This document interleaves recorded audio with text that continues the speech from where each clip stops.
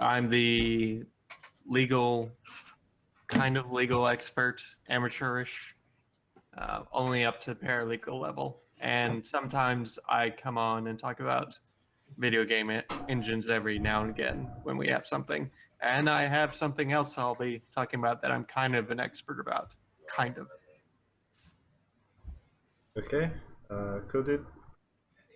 Kewldad 007, Twitch mod, Lounge Shepherd, firearm enthusiast. I'm watching you all. Okay. And then Kimika.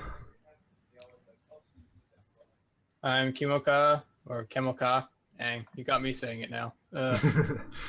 I'm the enthusiast of everything, but the knowledgeable person about nothing. Okay. And then Caveman the I One. like that. Let's see, Red Team Plus member and various. I like various things in tech. So, our first topic here, I think Castiel has, which is the Kodi wants to beat piracy with legal content and DRM. Yeah. So this is a interesting development of sorts. So Coda, for those of you that don't know, Coda is an open source multimedia GUI that you can use. You can use it on Windows. You can use it on Linux. It's a really, really useful interface. And it's pretty awesome. It gives you an almost Netflix kind of experience for your own personal media that you own. Now, one of the things is there are third parties that have been made for third-party software that Coda is very discouraged by and they don't like at all, that does pirating and whatnot and gets associated with it and gets bundled into boxes. And they have a fairly notorious reputation as a result, but it's not the Coda developers. It's these third-party vendors that are doing this other stuff. Now, one of the things I do know that they are working on is they are working on the ability to get Amazon and Netflix along with your Coda interface, which would be really, really useful for someone like me who mainly I pretty much do everything on my computer. So I already have Coda installed, and it would be nice to just have one interface where I could interact with all the streaming services that I use. So it's a move that I expected to happen. There are some people that are saying this is the end of Coda. We're not going to support it anymore. Yada yada yada. But the thing is that Coda has always been about you being able to access your content that you legally own in an easy, seamless function. That's the purpose of Coda. It's not to circumvent the law and do illegal things. It's meant to make consuming your media in an easy one-go interface function. So that's the whole purpose of Coda. Anyone have any thoughts on this? Has anyone used Coda before, or am I the only one that's used it? I haven't, but my uncle does, and he has a couple of terabytes worth of stuff all loaded onto one server that uses it. So I installed Kodi on my Raspberry Pi, and then I realized that you could watch like stuff that's released right now for not paying for it, and then I immediately stopped doing that because I didn't want one of those letters. Yeah, like for Coda, when you're setting it up on your own Raspberry Pi, like I have it set it up on my Raspberry Pi as well, but I have it set it up so it's interfacing into my own personal server on my computer that I have set up. So yeah, you got to be careful there because yeah, that's all we'll say about that one. On to the next story. Which... Okay, this one is Tennessee was could have got America's could have been the real internet. MVP, Yep. But then they turned out to be a big old, just not the MVP. Assholes. Yep. Yeah, this one is kind of tragic in a lot of ways because this story is like nuts. It is insane. There was already a internet provider, utility company that Tennessee already had, and they set up fiber, and they're like, "Hey, we'll give you fiber for free," but instead, what we have is they're going to pay $45 million to Comcast and AT&T instead to set up fiber instead of expanding this municipal fiber. And I'm just like, what is going on here? This, from a logistical business standpoint, if someone comes to you and says, I will install fiber for free, you say yes. Doesn't matter. You say yes. Oh my gosh, this is nuts. Like, if that doesn't tell me corruption to the nth level, that's just shady. I'm sorry, that's just shady. This is probably like the most blatant and obvious like sign that some hanky-panky has been going on in the local governments in Tennessee, because this is just ridiculous. I mean, $45 million to basically, soap up Comcast and AT&T's hands to provide a service that is far, far inferior to what is already there. That's just there's something going on. Mark my words. And yeah, but no one's gonna do anything about it because There's something going on. It's called lobbying. yes, Lobbying. It's so evil. Let's move on to happier news. Yeah. Oh yes. So, the next topic we have up here is Ryzen 5 is now out, and it's the Ryzen 5 1400, 1500X, 1600, 1600X.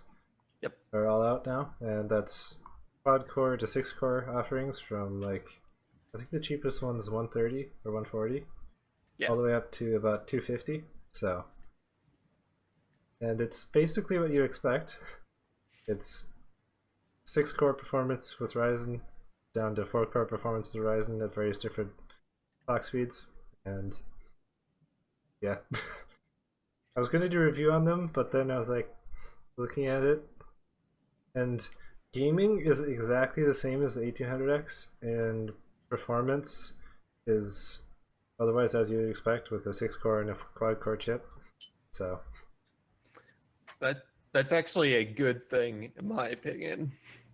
I mean, the one thing I do like about this is that we have a 6 core at a very good price point, and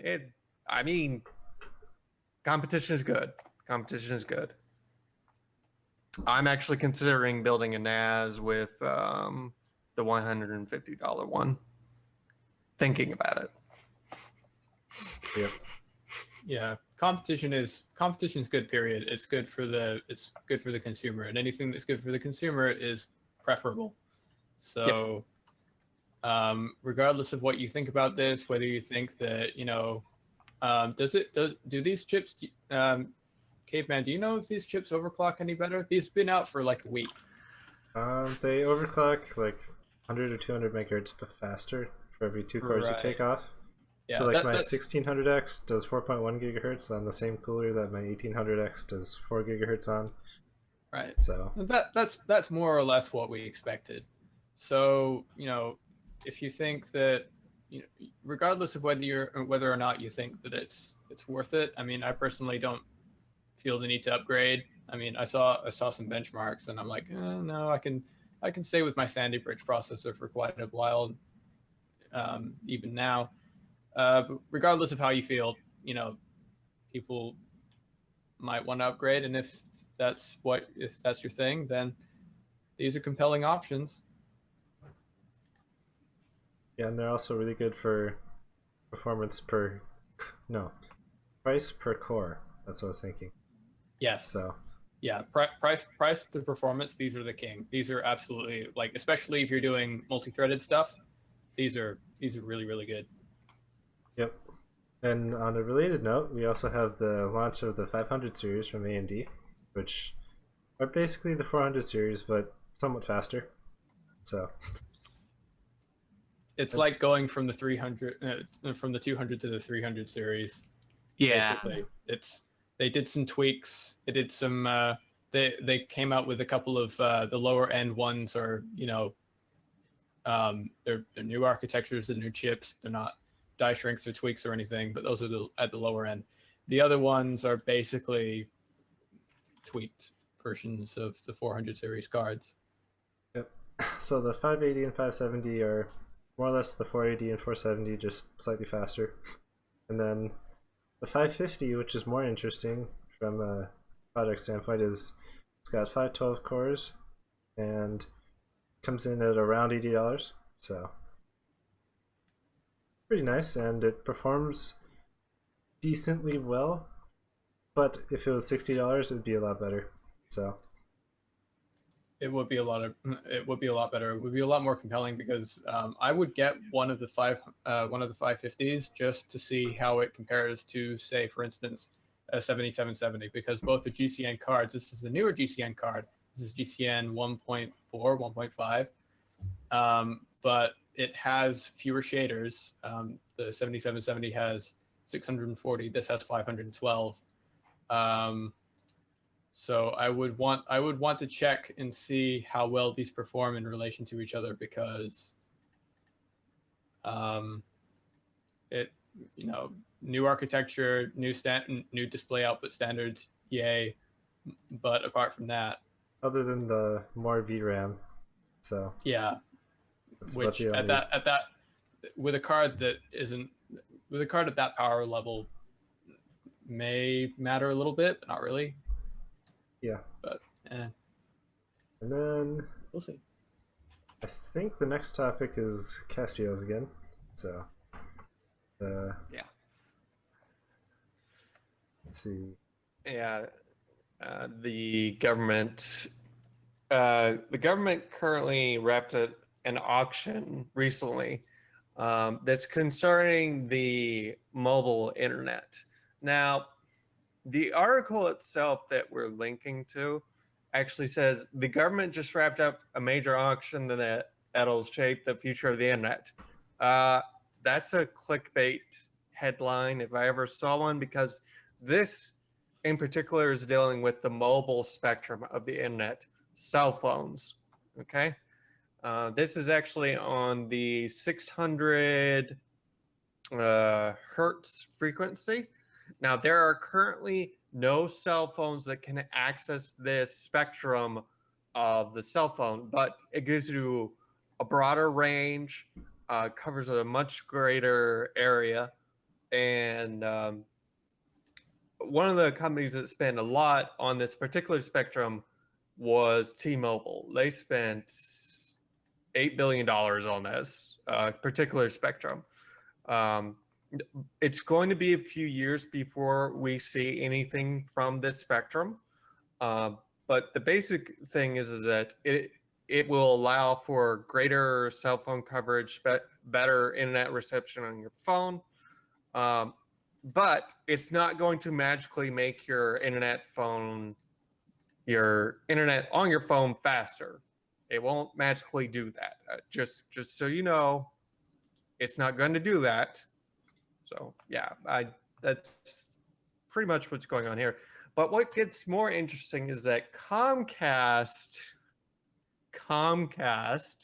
is getting into the cell phone business, and they bought some of this airwaves. I'm just like, I really am not surprised they're trying to get into the cell phone market themselves. But whatever you do, if you get a cell phone, for love of all that is holy, don't ever buy from Comcast for your cell phone service. Just no.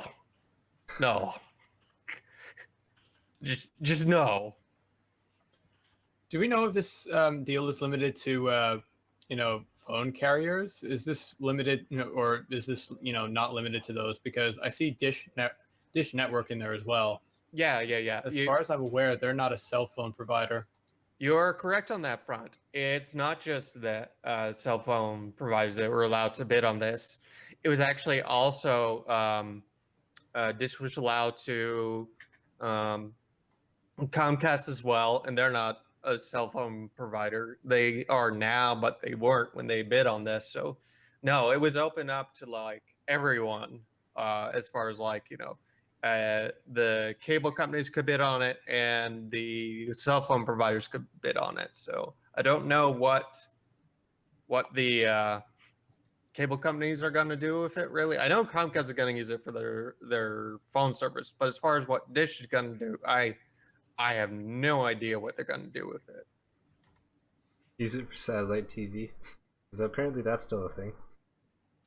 Hey! Comcast is going to be putting 4G modems on your roof instead of upgrading to fiber like everyone promised to in the 90s. Mm-hmm. Yep. If you can avoid them, avoid them. Yeah. And speaking of cable companies, well, more bad news. The FCC. Oh, the FCC watch. Kewldad actually brought this to my attention. But yeah, basically, you can tell it's bad. It's really, really bad what they just voted to allow to happen. They voted for the ability for TV mergers to allow for that to happen, as well as to allow for the internet service providers to raise the price on broadband when it comes to companies and when it comes to schools. Now, here's the thing the bad thing about this. The bad thing about this is there already has been a mass consolidation that's been happening in the media when it comes to your local news. Basically, they're being bought out by the bigger companies, as well as the same goes for your newspaper. But generally speaking, in some places, the newspaper and your television station in your area are generally speaking sometimes owned by the same exact company. But with this deal that's been laid out, let me give you what I call the scenario, the worst case scenario. Imagine one cable company owning everything, all the content, all the stations, everything. Now, what they've laid the groundwork for won't really let that happen, but this is one of the things that it will allow to happen. Imagine this for a moment. Let's say Netflix has a bid from Walt Disney. Now, I know this has nothing to do with cable companies, but the way they lay this out is it lays a groundwork potentially where Disney could buy out the streaming service of not only Netflix, but potentially Hulu as well. So, one streaming service united under one brand. They've laid the groundwork for that, is what this does. It doesn't directly say that, but it lays the groundwork for that. The other thing this lays the groundwork for is that potentially one company could own all the TV and radio stations in one state as well as in another state. It lays the groundwork for that to happen, as well as newspapers. So this could be potentially disastrous where we have one company, 1 to 3 companies owning and controlling not only the newspapers, radio, but basically, yeah, it could potentially be worse, which is terrifying to think about. So, yeah, it's bad. Okay. And now to a slightly happier note. Canada strengthens net neutrality. So, I think you also have this one, Castiel. yeah, this was brought to my attention as well. It's kind of them strengthening it. It's more of them investigating it and laying out the groundwork for their investigation before their findings. Um, but what they have laid the groundwork out for is concerning zero rating. So zero rating is where you have where your cell phone provider will have it where this certain music service doesn't count against your cap or your video service as well. This won't count against your cap, so on and so forth. This net neutrality deals with that, the cell phone net neutrality, but it could potentially affect the internet neutrality as well. And the thing that I do like about the Canadians, the CRTC, is that they actually flat out said zero rating. They didn't call it free data. They actually called it what it was. Versus our FCC, they called it free data, which I'm just like, go Canada, calling it what it is. If only we had someone like that here. We do technically have one commissioner who is calling it like it is, but she's only one voice. Okay, yep, that's all we got on that one. Okay, and then a new patch for Elite Dangerous came out. Yes. Yep. I got this one as well. This is actually a very exciting patch for a lot of reasons. So even though I have been docked at the same station for, I believe, 2 to 3 years, I don't remember anymore. I've been there 2 to 3 years in an Elite Dangerous. I own the game since the closed beta. So I've been in that station a while, but you can finally create your own commander. I actually bought the lifetime expansion, so you need the Ryzen expansion to be able to create your character. But I owned the lifetime expansion. I bought it when it was on sale, and I was like, yeah, eventually I'll be able to walk around the station. So I'm playing the long game of eventually I'll be able to walk around in the station. That way I don't have to leave my ship. I can just walk around the station, go on someone else's ship, go with them, and then have them bring me back. That way I never actually go out flying. Someone else does it for me. Why? Because I'm terrified of flying in Elite Dangerous. I haven't had time to play it, but it's very exciting to finally be able to have a visual representation of your character versus your character being headless. That's nice. Yes. So yeah, it's trudging along. Good stuff for Elite Dangerous. Okay, and then we also had a review of the game Yooka-laylee. Yeah, Oh. I backed this game on Kickstarter. I did a review for it. I did a video review for it. I've had more time to play it now, and I stand by what I say. It is if you're looking for a platform game and on the PC, it is a really fun game to play.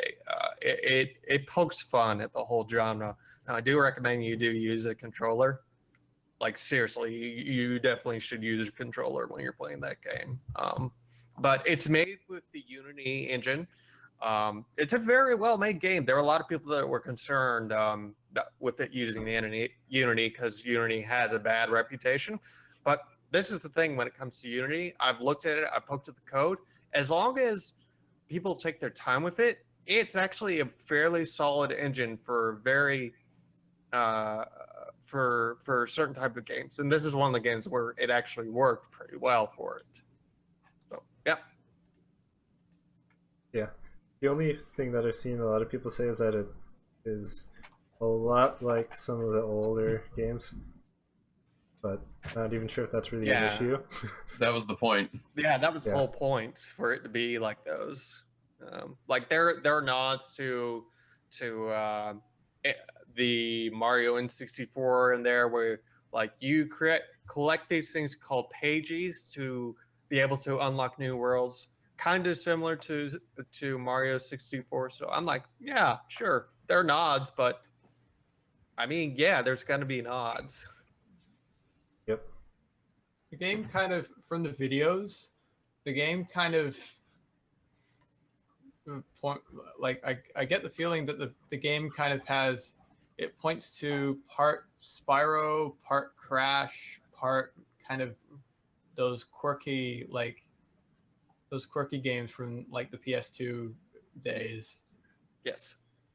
where it's like the graphics aren't crazy, but they're colorful and they're platformers and they're kind of fun. Yep. But it's interesting. Yep. And then we also have Sony A9, which is a thing. Yeah, And it's expensive. Yeah. It's an interesting camera in a lot of ways. So, but I want to get into something really funny. So this is my camera. This is the Sony Alpha 6000. Okay, I paid $500 with the lens. And the funny thing I find about this new camera is the sensor on this camera is actually 24.3 megapixel, and the one on this Alpha A9 is a 24.2 megapixel sensor. I know it's only 0.1 off, but I just kind of find it funny.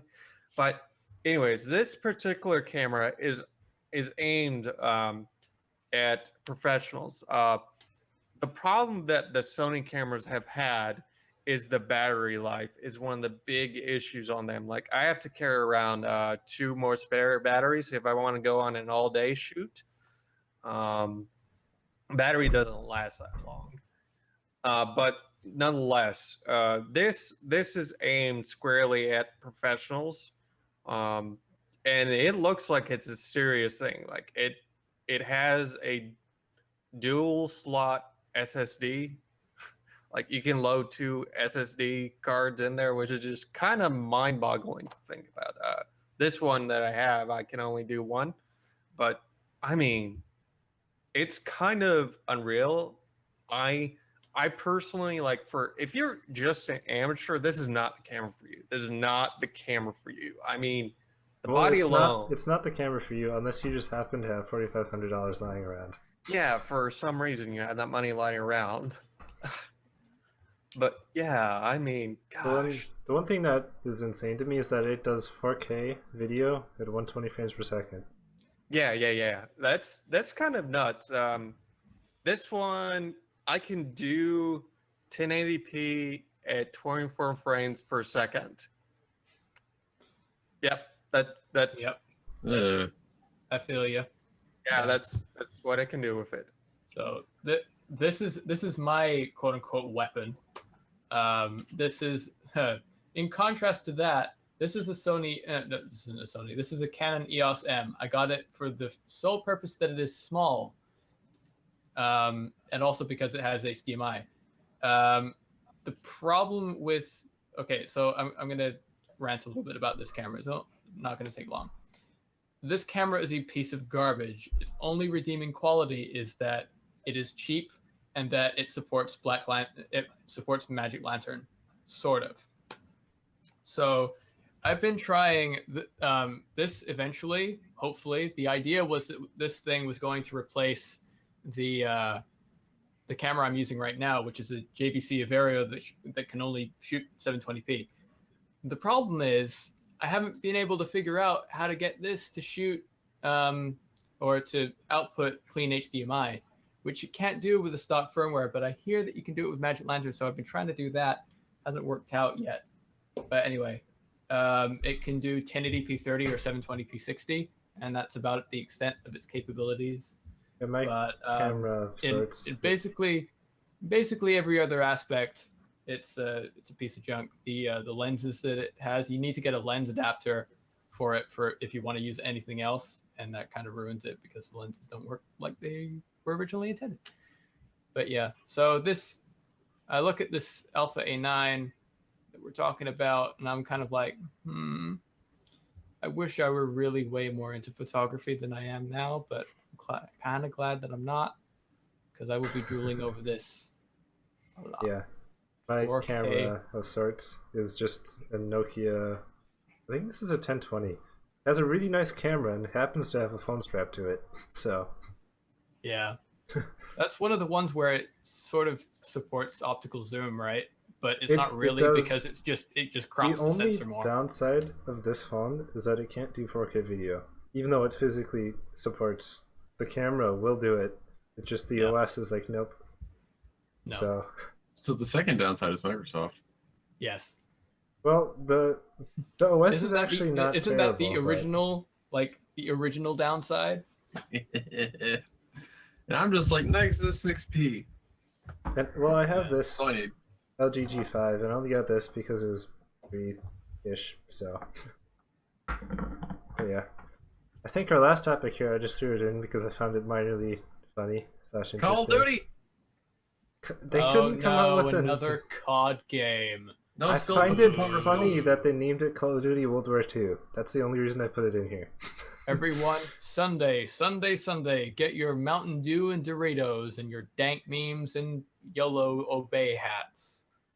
Come on, y'all.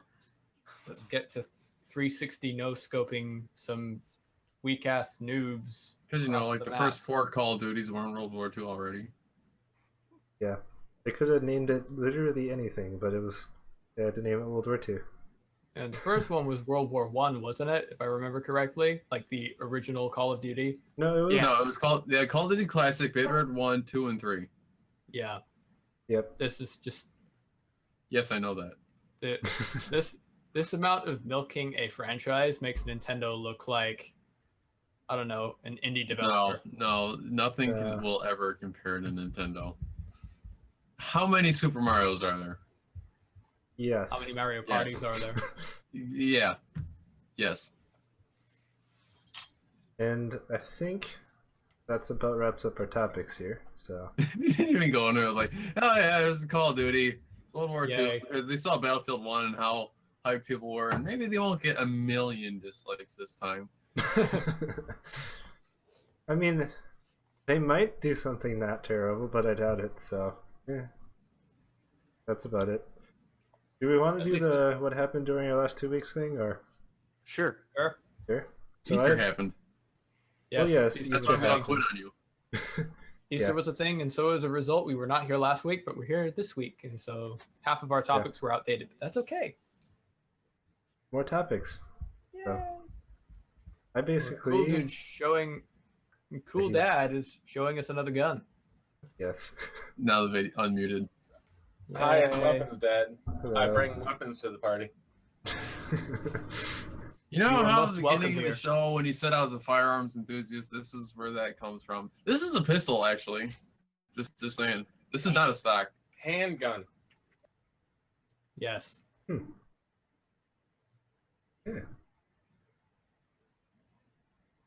Okay, well, I guess we're starting with you, Cool Dude. 'Cause- Yes. What did you do today, Cool Makes Dude? your hand What up did I do different. today? Let's see. I picked up a log. I threw said log a lot. I hung a bird feeder from a tree. I drove for rebar, 4 hours. Rebar.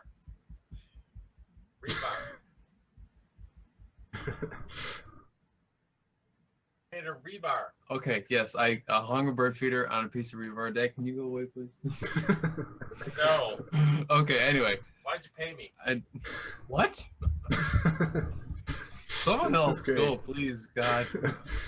Castiel. Let's see. All right. These past 2 weeks have been interesting for me. I finally got all the data together and done for my freedom of speech research project that I've been doing for the past 7 months concerning the internet and freedom of speech and what it actually is. And it's been a doozy to tackle. I'm currently compiling the article right now, kind of, sort of.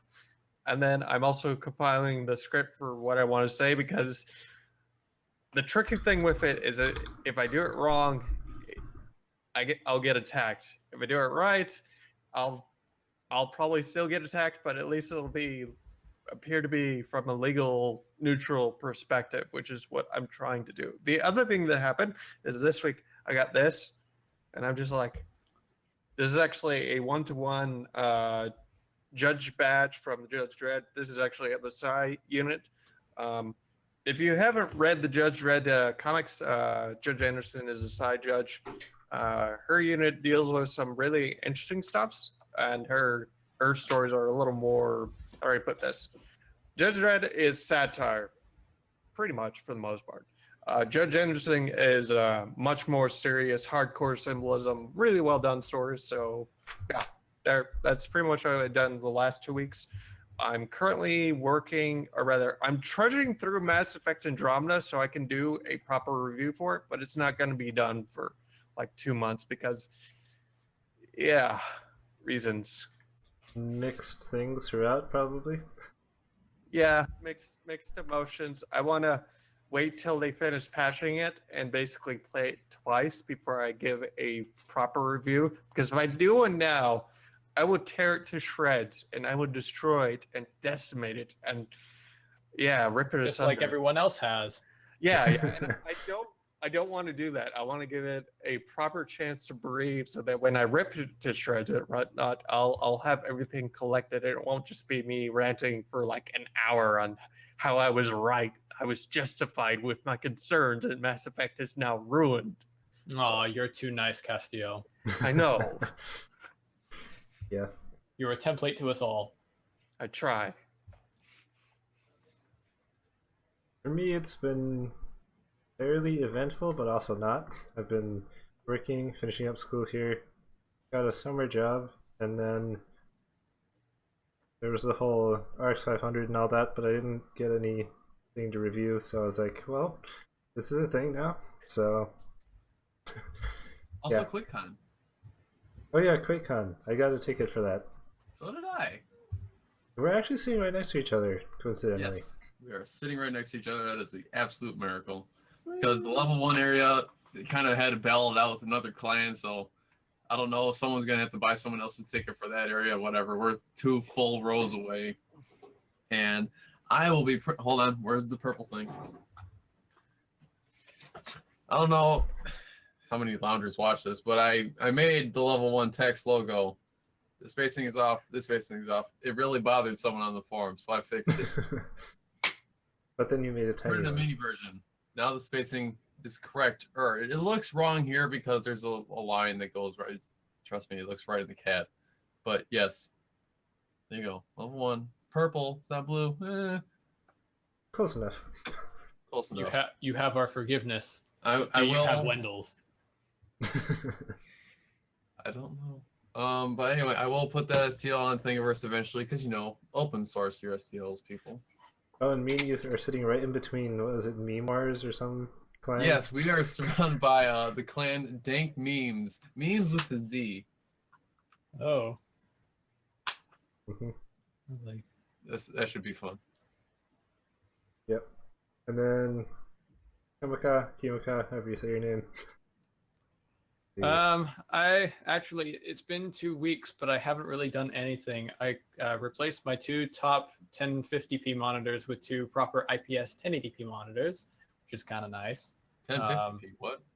I have 2 1050p monitors. Yes. 1680 by 1050. 1680 by 1050. It was the HD before HD. The ones that I have are 1920 by 1200, which was the next version of that, and then it died. Yeah, but that's like 16 by 10 master race. So. And I have them yeah. cranked up to 2560 by 1600 because VSR. So. Yes.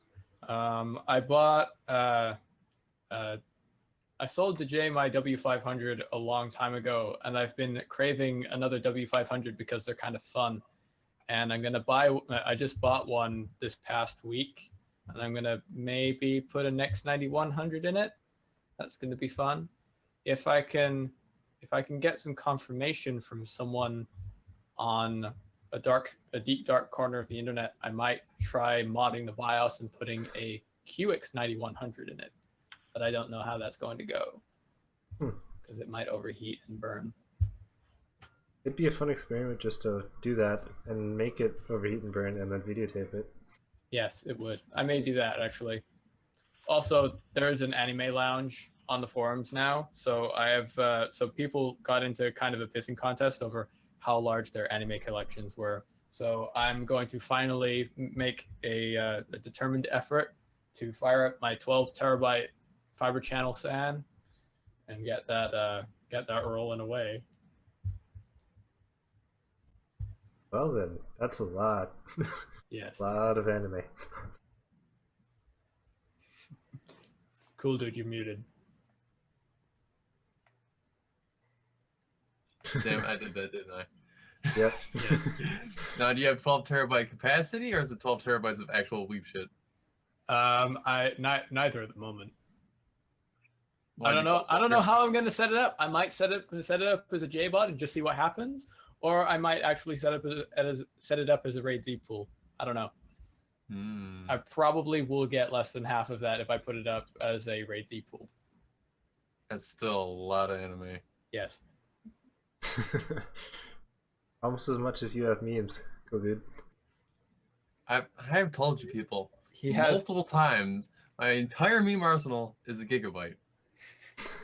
That's it. No. Like It is 2,500 memes. It's a gigabyte. It is a. You are too modest. It is a very well compressed, It's unlimited amount of memes. I do have unlimited access to memes. Yes. Yes. It just has an unbelievably large compression ratio. So. Oh yeah. But I think Yeah, that about memes wraps up the show here. So thanks everyone for watching, and have a good day, weekend, however long of that's left. See y'all later. See you out.